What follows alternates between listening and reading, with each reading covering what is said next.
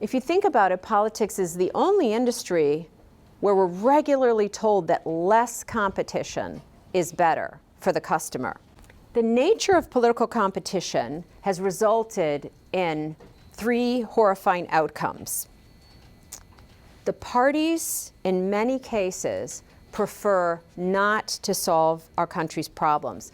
Because if the industry keeps alive divisive issues like immigration, guns, healthcare, and they continue to fester, then partisans and special interests on both sides are actually energized to continue to vote and engage along those very compelling product lines, essentially.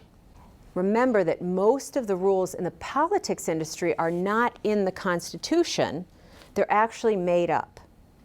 And the problem, as I said before, is that the rules have been made up to serve partisans and not to solve problems. So to transform the system, we have to re-engineer the rules of the game in order to incent healthy competition on dimensions that serve the public interest.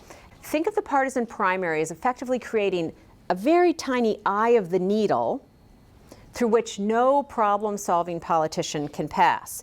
It makes it almost impossible for legislators to keep their eye on the public interest instead of on the ideological far wing of their particular party. Plurality voting is an enormous barrier to new competition because it creates the spoiler argument. The spoiler argument is wielded against all potential competition to the duopoly, as in you can't run, you're just going to ruin it. And it is the single greatest structural reason why we don't have healthy competition.